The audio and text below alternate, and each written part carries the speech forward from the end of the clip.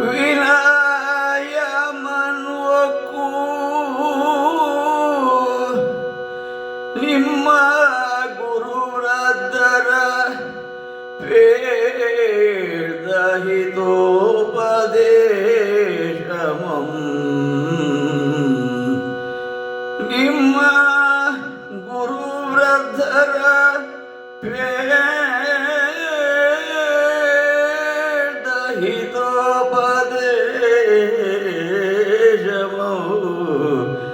ಮನದೋಳ್ ಅವಜ್ಞೆಗೈದು ಮನದೋಳ್ ಅವಜ್ಞೆಗೈದು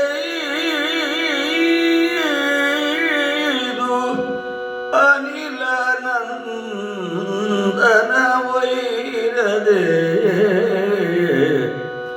ಅನಿಲ ನಂದನ ವೈರದೆ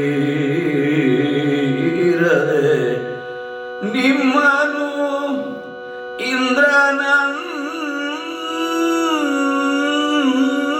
ಇಂದ್ರನಂದನನೊಡನೆ ಆನೆ ಕಾದಿಸಿದನು ಆನೆ ಕಡಂಗಿದನು ಎನ್ನ ಪಾಪ ಕರ್ಮನ ಕಥದಿಂದ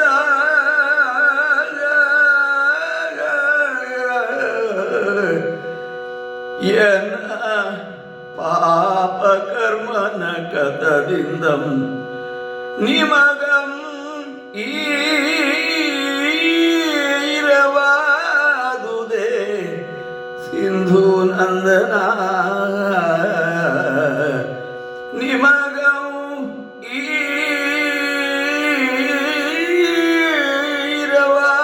ಈರವಾದುದೇ ಸಿಂಧು ನಂದನ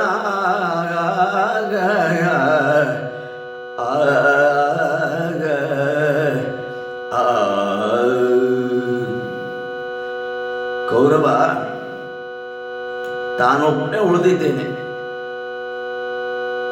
ಕೌರವರಲ್ಲಿ ಎಲ್ಲ ಯುದ್ಧದಲ್ಲಿ ಸತ್ತು ಹೋಗಿ ಆಯಿತು. ಇನ್ನು ಅವನು ಮಾತ್ರ ಇಹಲೋಕವನ್ನು ತ್ಯಜಿಸಲಿಕ್ಕೆ ಬಾಕಿ ಇದೆ.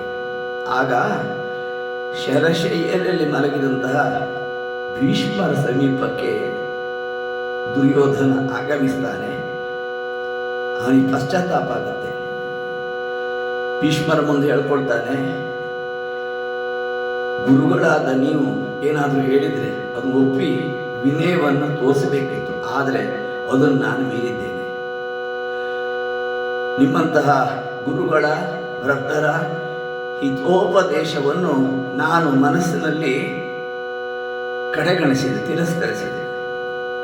ಭೀಮನ ಮೇಲಿನ ವೈರದಿಂದ ನಿಮ್ಮನ್ನು ಇಂದ್ರನಂದನ ಅಂದರೆ ಅರ್ಜುನನೊಡನೆ ನಾನೇ ಕಾದಿಸಿದೆ, ನಾನೇ ಪ್ರೋತ್ಸಾಹಿಸಿದೆ.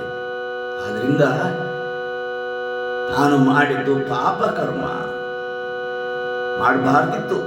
ಪಾಪ ಕರ್ಮನ ಕಥದಿಂದ, ಈ ಪಾಪ ಕರ್ಮನ ಈ ಕಾರಣದಿಂದಾಗಿ ನಿಮಗೂ ಕೂಡ ಇವತ್ತು ಇಂತಹ ಸ್ಥಿತಿ ಬರುವಂತಾಯ್ತಲ್ವೇ ಸಿಂಧು ನಂದನ. ಓ ಭೀಷ್ಮಾಚಾರ್ಯರೇ, ಗಂಗಾಪುತ್ರರೇ, ಈ ಪಾಪ ಕರ್ಮನ ಕಾರಣದಿಂದಾಗಿ ಇವತ್ತು ನೀವು ಈ ಬಾಣಗಳ ಹಾಸಿಗೆ ಮೇಲೆ ಮಲಗಿ ವೇದನೆಯನ್ನು ಪಡುವಂತಹ ಪರಿಸ್ಥಿತಿ ಬಂತಲ್ಲವೇ ಅಂತ ದುಃಖಿಸ್ತಾರೆ.